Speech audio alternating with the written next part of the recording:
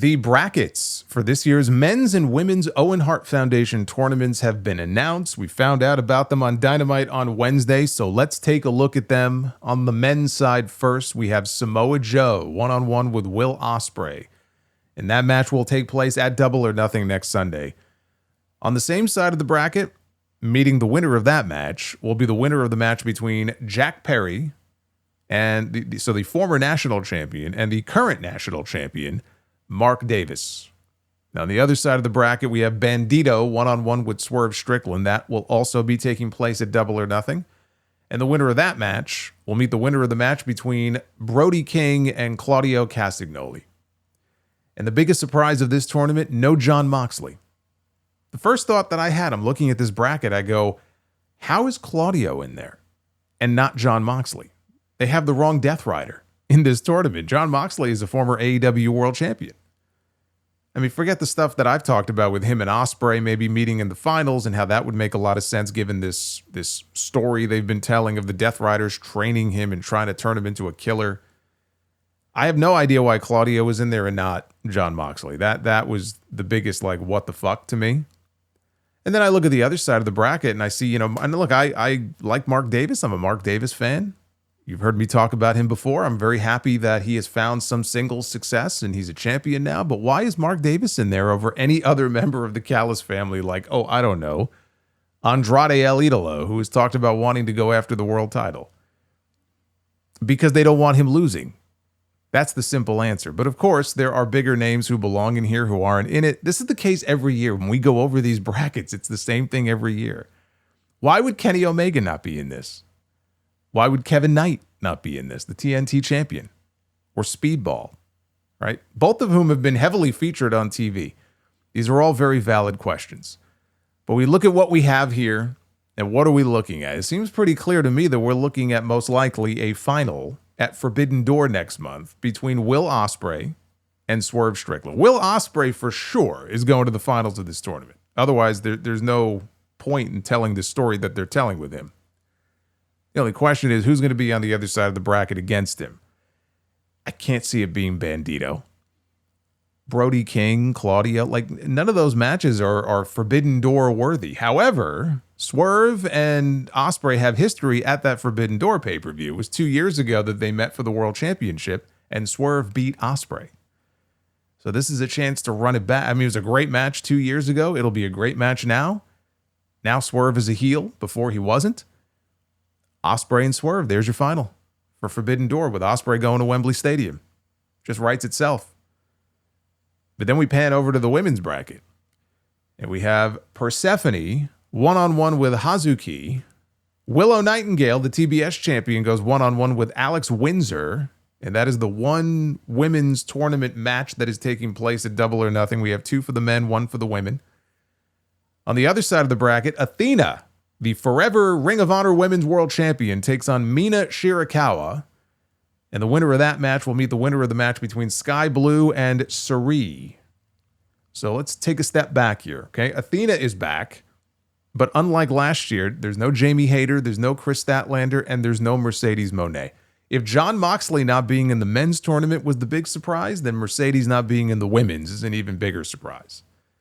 Hazuki, I understand because Forbidden Door is a joint production with multiple promotions featured, including Stardom. So they wanted some Stardom representation in there. Same with Persephone. She's CMLL talent, but at least Persephone has the dual contract. She's also an AEW talent.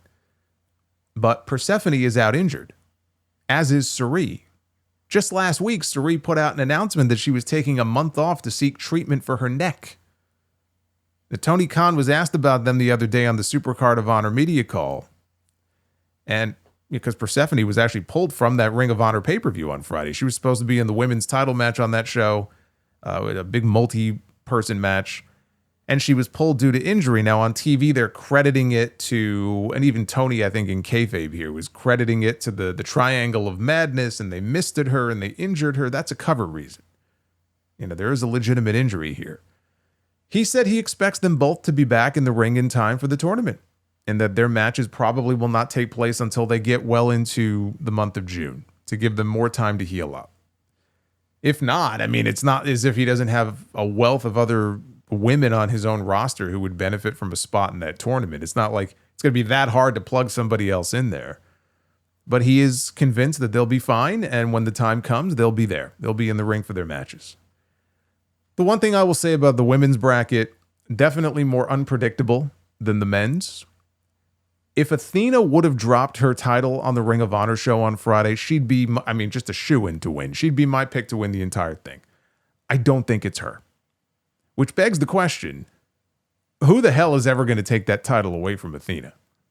She is approaching Roman Reigns' numbers with her title reign. She's up around like 1,250 days. What did Roman have? 1,316, I think was the number. So Athena's only like a couple of months away, 2-3 months away. I don't know if there's an intent on their part to pass Roman Reigns or why that would even matter, but she's getting very close. She beat 5 other women in an elimination match on Friday, one of whom was Billie Starkz, who has had chances before to win that championship, even when it felt like, okay, this is the blow-off, this is the perfect time to do it, and they didn't pull the trigger.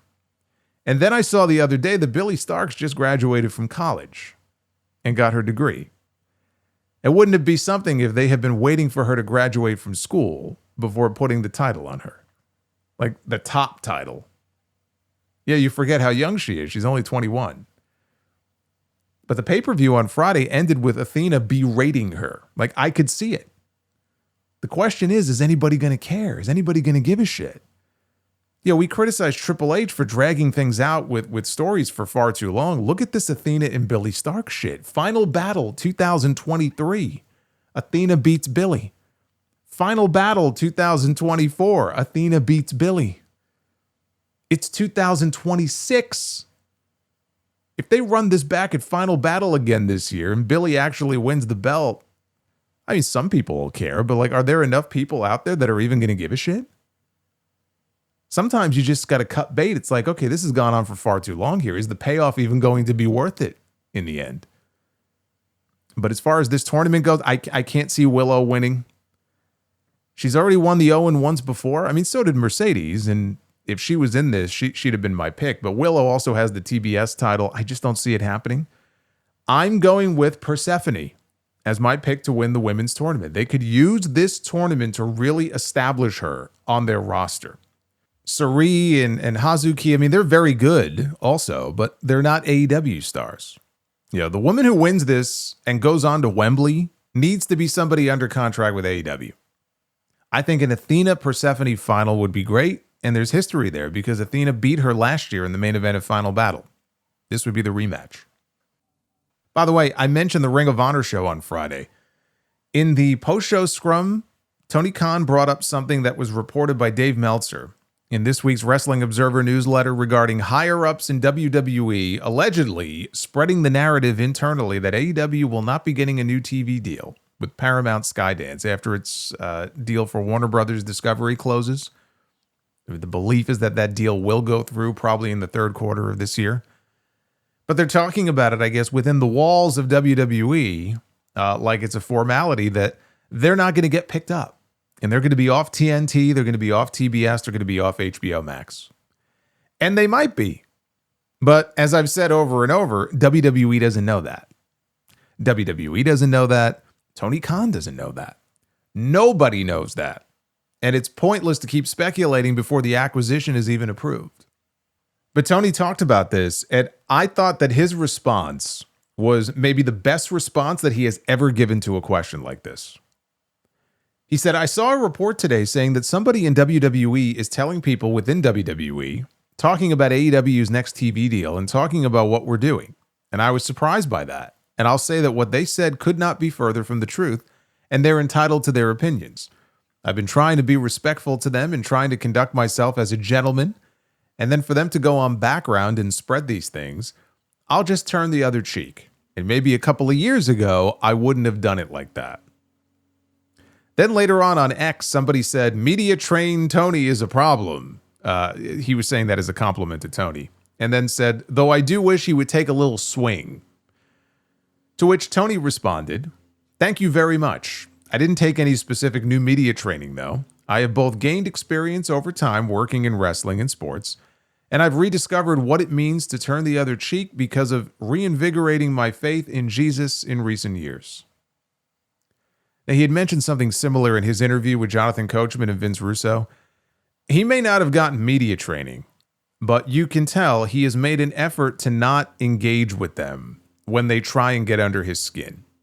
And I'm sure that they do, because how can it not, right? But he's done a much better job of measuring his responses in situations like this, because there's nothing to be gained by addressing something like this in any other way. All you're going to do is give it credence. He's going to put over his relationship with the Ellison family, and he's going to, put over the current deal that they have, every opportunity that he gets and how great it is, whether he believes they have a good chance of getting renewed or not, right? The minute he gets in a pissing contest over this publicly, that then becomes the headline, and he gives validity to the report. You can't do that. But you go back and you watch the way that he acted, for example, at the Brawl Out Scrum 4 years ago after Punk, and this is after Punk got up and left with the muffins and everything. And Tony was sitting there taking questions, and he was talking about WWE counter-programming them, and he was pissed, and he let it show. He had a terrible poker face when it came to that. And he said, I've got more money than Jim Crockett. This is what they did to Jim Crockett back in the day. But the only thing is, I've got more money than Jim Crockett did, and I'm not going to sit back and take this fucking shit anymore. And you know that the suits in Stamford were having a good laugh at his expense at the office the next morning because he was gotten to, and he let it show. And to me, that was the low point. That whole scrum, that was the low point for him and for the entire company. But compare this response to the kind of response that he would, given back then, it's night and day. Now, a response like that would be great for clicks and views. Don't get me wrong. As a content creator, you eat that shit up like ice cream. But as the president of the company, this is a much more mature way to handle stuff like this.